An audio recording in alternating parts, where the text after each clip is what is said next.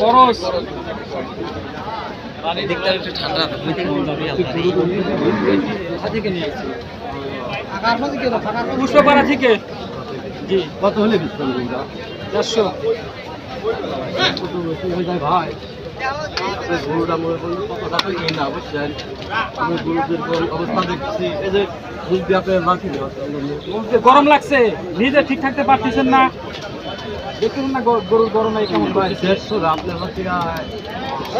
এক নেন নাকি তোমার গরমে জ্বালায়েন না তো আমার মেলা সময় জ্বালাচ্ছেন আপনি গরমে। এই কি 1 লাখ টাকা গরু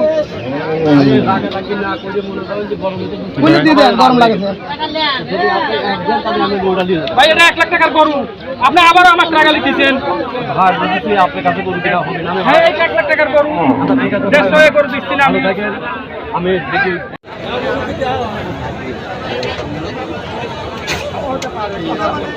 সাথে জায়গা দিই